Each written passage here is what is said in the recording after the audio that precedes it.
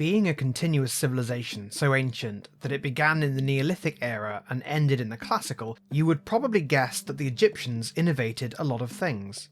And it's true that Egypt scoops up a lot of earliest attested innovations, but that isn't exactly the same as inventing something. The Egyptians innovated pyramid building, but their neighbours didn't take up the craze, and the other pyramid building civilizations certainly didn't learn from the Egyptians. So even if it was done first in Egypt, I'm not happy saying the Egyptians invented it. For the purposes of this video then, I'm defining invention as something the Egyptians innovated and that other cultures learned via contact with Egypt.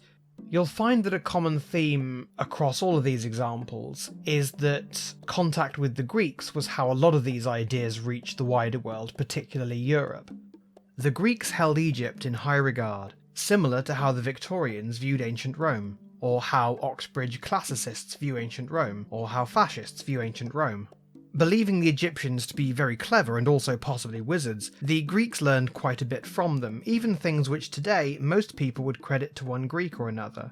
The most obvious example is probably geometry. So many geometric terms are Greek. We learn of Pythagoras and his hypotenuse, of isosceles triangles, and famously of the most may as well just be 3 number ever, known to us all as half tau.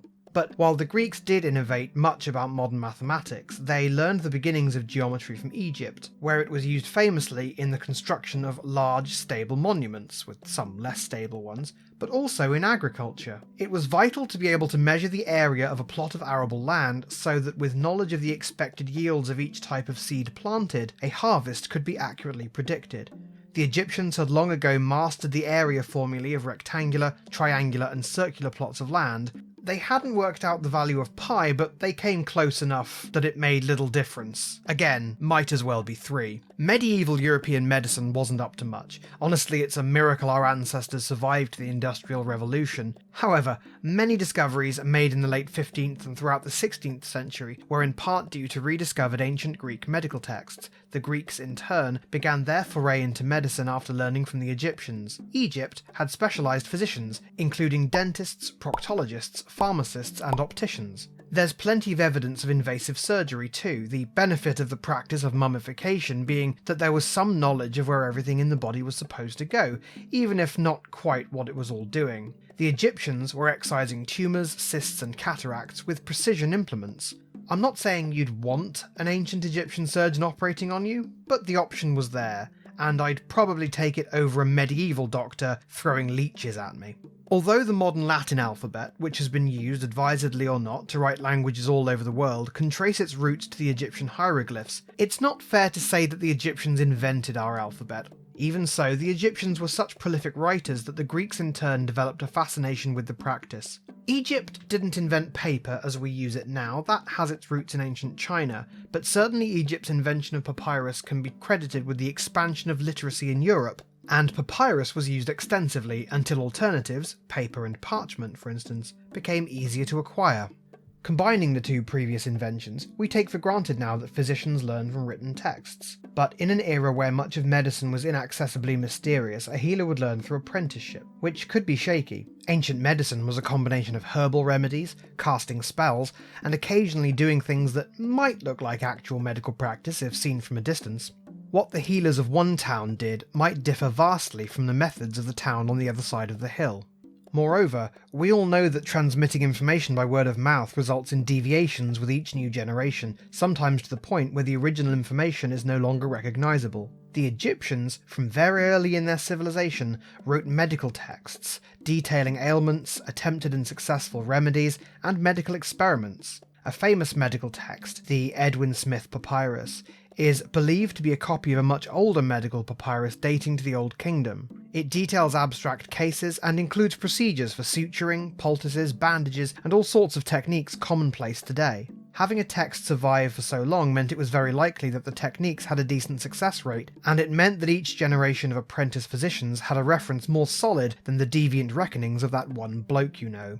Along with their love of writing, several techniques were innovated by the Egyptians that were adopted by the Greeks and spread throughout Europe, some surviving to this day. Rubric has long been a form of emphasis, performed by writing a section of text in red ink. This has fallen away as a practice since printed type gave us the ability to use italic or bold text or even switch typefaces. But the Egyptians used red ink to highlight important phrases. This practice was picked up by the Greeks and was used well into the Middle Ages for a few different purposes. The last entry of this video is my favourite, and you might already know this if you've seen my history of the Egyptian military. The Egyptians drafted and co-signed the world's first true peace treaty, called the Silver Treaty, with the Hittite kingdom in 1259 BCE. Wars had come to an end before then, of course, often with capitulation or an informal agreement involving territorial exchange and marriage, but with the Silver Treaty, many things were done formally that are recognisable today. The treaty included extradition clauses, promises to uphold each other's sovereignty, and mutual defence pacts. It was upheld not only by all future generations of the kings of both nations, but by the gods of both lands, who were called upon to do harm to whichever party broke the treaty. Well, there's my list. Now, the list of things the Egyptians have done first is even longer than this, so look out for that pretty soon. Let me know in the comments if you know any other inventions other parts of the world owe to ancient Egypt, or to ask me any questions or offer me any corrections you might think of. And as always, life, prosperity, and health to you all.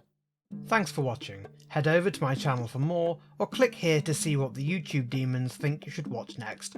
I hope you'll consider subscribing. If you'd like to support and collaborate on the channel with me, go to patreon.com/armchairegypt. You can also join my Discord community, there's an invite link in the description.